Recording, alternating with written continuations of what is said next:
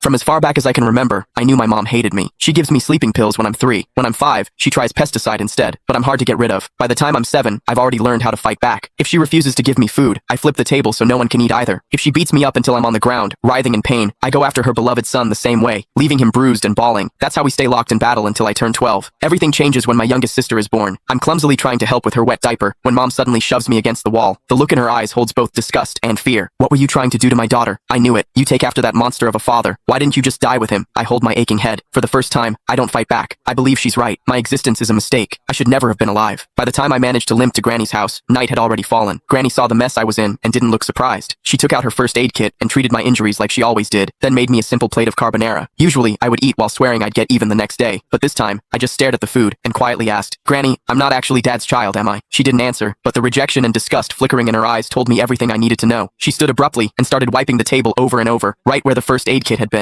That was when I realized that my blood was something they all wanted to stay away from. I was the son of a rapist. No wonder Mom hated me. A sickening feeling rose in my throat. I bolted outside and leaned against the fence, retching. The night air stung the scrapes on my face. Before, whenever Mom hit me, I told myself she owed me for every bruise she'd inflicted on me. One day, I'd make her pay them back. But now, I didn't think I could even look her in the eye. I didn't stay at Granny's. She didn't come after me either. Instead, I wandered the streets with no idea where to go. That was when I saw a family outside a restaurant. They were celebrating someone's birthday, smiling and laughing. The woman in the middle was probably the mother. She looked so happy that I instinctively took a step back. Last year, on Mom's birthday, she'd smiled just like that before she saw me. The moment she saw me walk in, her smile vanished, replaced with utter disgust. Back then, we had an essay with the theme, My Mother. I wrote that Mom was a heartless villain. My teacher dragged me into her office and lectured me for an entire period. I barely heard most of it. I only remembered her saying, "No mother in this world would ever stop loving her child." I believed her. I saved money from collecting recyclables and bought my mom a birthday cake. I just wanted a hug, the same kind she gave my brother, Casper Willis. But her frigid expression was like a stab in the heart. I felt like a fool, standing there with that cake in my hands. Anger overwhelmed me. When no one was looking, I went out and caught a couple of frogs in the garden. Then, I hid them in the cake. I could still remember the way she screamed when they jumped out. Back then, I felt a twisted sense of satisfaction. I thought she didn't deserve to be a mother. I thought she had it coming. But now, I know the truth. The one who didn't deserve anything was me. My existence itself had hurt her. As I watched that mother's smile through the restaurant window, I made a decision. This year, for Mom's birthday, I would give her a gift she would truly be happy with, one that would free her completely. I decided to die. Once that thought took root in my mind, my steps felt lighter. I even started planning how to do it without troubling anyone. I needed to do something that wouldn't leave a mess. But before I could carry out my plan, a patrolling officer spotted me and brought me home. Mom answered the door. As the door shut behind us, I stared at the floor, unable to meet her eyes. Her icy tone sliced through the air. "Why didn't you just die out there?" I almost snapped back, but I forced the words down before they came out. Still, as I stared at her back, I couldn't stop myself from asking, what would you do if I really did die? Would she be the least bit sad? "If you've got the guts, hurry up and do it. I'd celebrate." She walked straight into my siblings' room and closed the door. I stood rooted to my spot in the living room.